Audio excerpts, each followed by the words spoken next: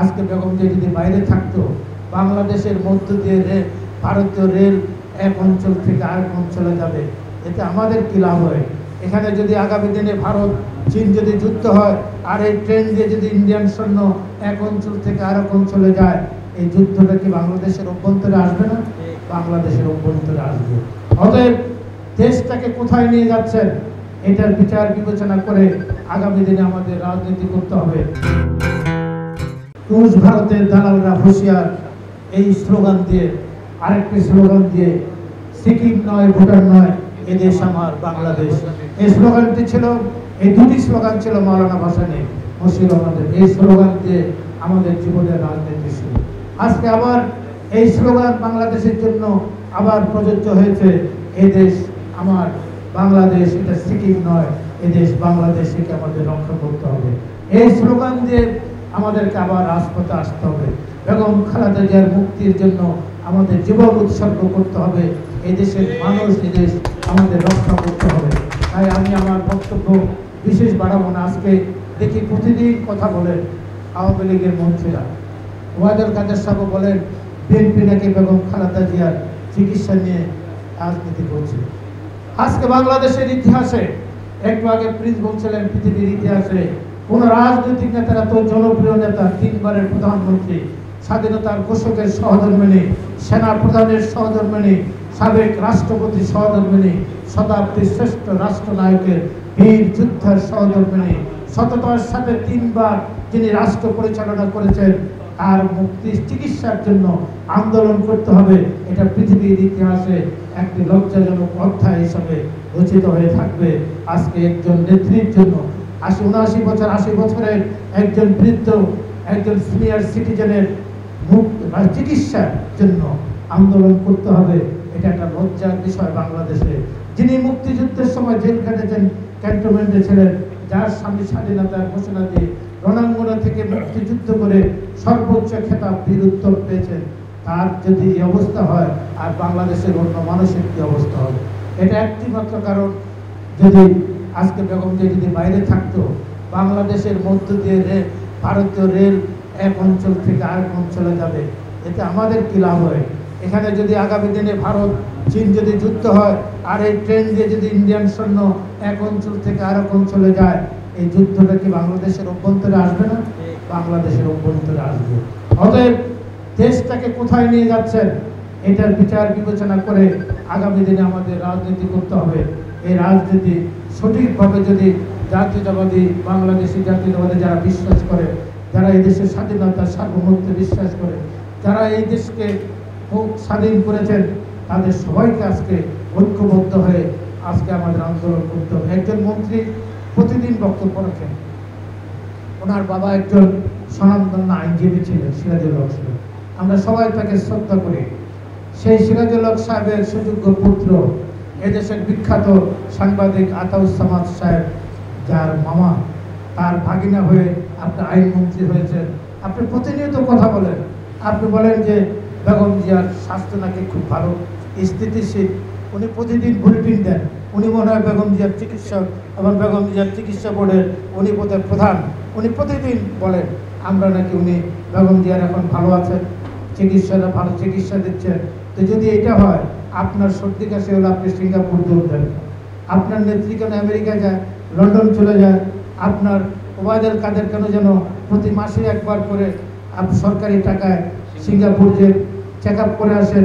আব্দুল হামিদ সাহেব রাষ্ট্রপতি ছিলেন, সর্দি কাশি হলে সিঙ্গাপুর, লন্ডন 1 মাস 2 মাস করে গিয়ে সরকারি কোটি কোটি টাকা গিয়ে চিকিৎসা করতেন। আমরা তো সেই টাকা চাই না।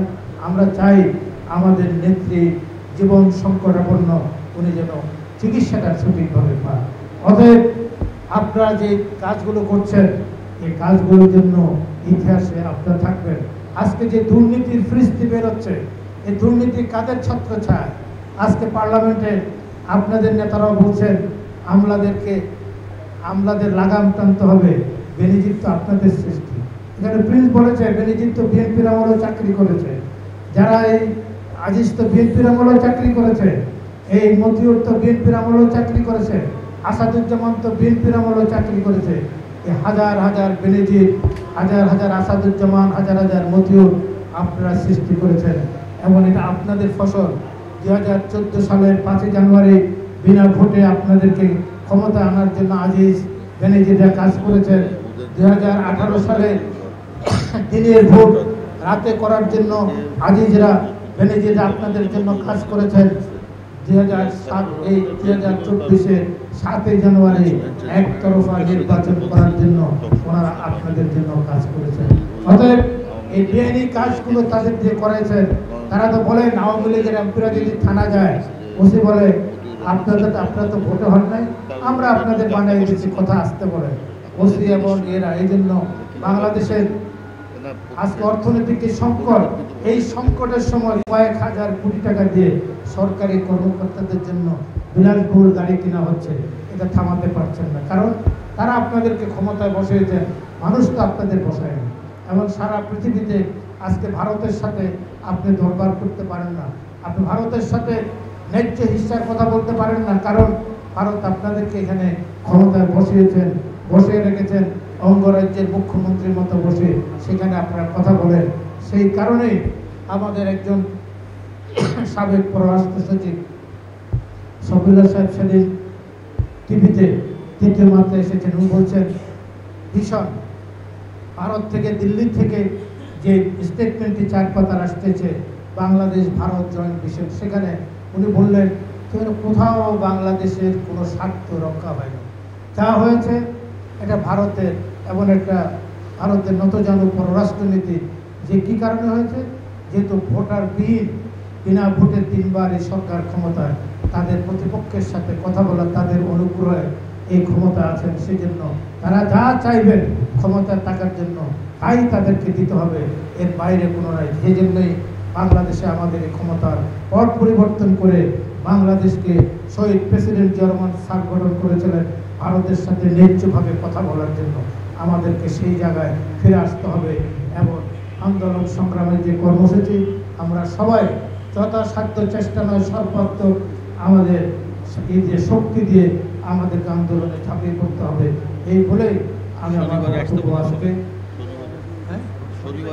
শনিবার 29 তারিখ আমরা যেন বেগম খালেদা জিয়ার মুক্তির দাবিতে এই ইতিহাসের সর্বকালের যেন সর্বশ্রেষ্ঠ সমাবেশ অনুষ্ঠিত হয়, এটা আমরা সবাই চেষ্টা করব। এটাই আমাদের হোক। এবং তারপর 1 তারিখ বিভাগীয় শহরগুলোতে, এরপর 3 তারিখ জেলা সদরের এই সমস্ত সমাবেশগুলো আমরা যেন আন্দোলন সংগ্রাম করে আরেকটি ইতিহাস রচনা করতে পারি। বাংলাদেশের যে অর্থনৈতিক ভঙ্গুর অবস্থা, কথা আমি বলতে চাই না, দ্রব্যমূল্য সহ বাংলাদেশের অবস্থান নেই। সারা পৃথিবীতে এখন একটা হাস্যরসের দেশে পরিণত হয়েছে। বাংলাদেশকে নিয়ে মানুষ আজকে ঠাট্টা করে, বাংলাদেশকে নিয়ে আজকে মানুষ মস্করা করে। বাংলাদেশের মন্ত্রীরা আরেকটি দেশে গেলে মনে হয় যেন ওই দেশের মন্ত্রীদের পিএস হিসাবে কাজ করছেন, কথা বলছেন। এই অবস্থা তাদের, এর থেকে যেন বাংলাদেশ মুক্তি পায়। আমাদের প্রিয় নেতা তারেক রহমান ইনশাআল্লাহ বাংলাদেশে ফিরে আসবেন এবং নেতৃত্ব দেবেন। উনি এখন যেভাবে নেতৃত্ব দিচ্ছেন, ওনার নেতৃত্বে আমরা 7 জানুয়ারির ভোট বর্জন করেছি। এটা একটা ইতিহাসের সঠিক সিদ্ধান্ত। এই সিদ্ধান্তের কারণেই আপনারা দেখেছেন 5%, 7% মানুষও ভোট কেন্দ্রে যায় নাই। নিজেরা মারামারি করে কত খুন হয়েছে। উপজেলা নির্বাচনে প্রতিনিয়ত আমরা কালকেও দেখলাম বাগার রাজশাহীতে একজন উপজেলার সাধারণ সম্পাদক আরেকজন হাতে নিহত, প্রতিদিন মারা যাচ্ছেন ওরা নিজেরা। আনার একজন এমপি ভারত থেকে হত্যা হয়েছে, তার ইতিহাস জানা যাচ্ছে। তাকে 2014 সালে যখন নমিনেশন দেয়, 2008 সালে 9 সালে ইন্টারপোলের থেকে তার বিরুদ্ধে ওয়ারেন্ট ছিল। সে একজন দাগি স্মাগলার, স্বর্ণ চোরাচালানি।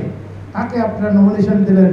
তাকে জিজ্ঞাসা করা হলো কাদের সাহেবকে, আপনারা এরকম একজন দাগি আসামিকে কেন নমিনেশন দিলেন? আমরা তো ওগুলো দেখিনি, আমরা দেখেছি সেই জনপ্রিয় চোরাচালানি, সবাই স্বর্ণ চোরাচালানি, বিভিন্নভাবে চোরাচালানি, এই সমস্ত চোরাচালানি। আর দিলীপ বড়ুয়া বলেছেন কি, ওই সংসদে শতকরা 80 জন আজকে স্মাগলার, স্বর্ণ চোরাচালানি, ব্ল্যাক মার্কেটরা সংসদে বসে আছে। এটা আমরা বলি নাই, তাদের আওয়ামী 14 দলীয় জোটের নেতা, হাসিনার ক্যাবিনেটের মন্ত্রী দিলীপ বড়ুয়া বলেছেন। এমন অন্যরাও বলছেন আজকে সংসদে যারা বসে আছেন তারা কারা। এরা এদেশের সমস্ত মজুদদার সিন্ডিকেটের মালিক, তারাই আজকে সংসদ নিয়ন্ত্রণ করছে। কিভাবে দ্রব্যমূল্যের দাম কমবে? তাই এর থেকে পরিত্রাণ পাওয়ার জন্য আমরা আল্লাহর কাছে কায়মানুবাক্যে দোয়া করব, জনগণও যেন রাস্তায় নেমে আসে। আমি হযরত আলীর একটি বাণী দিয়ে আমার বক্তব্য শেষ করব। হযরত আলী বলেছেন, যখন যে দেশের জ্ঞানী গুণীরা, বিচারকরা এবং বুদ্ধিজীবীরা, সুশীল সমাজ বধির হয়ে যান, কানা হয়ে যান, তাদের মুখ বন্ধ হয়ে যায়, তাদের বিবেকহীন হয়ে যান, তখন সেই দেশে আল্লাহর গজব নেমে আসে। আমাদের দেশে যেন আল্লাহর গজব না আসে, পরিবর্তনটা যেন হয়, আমরা সেটি আসি। আল্লাহ হাফেজ।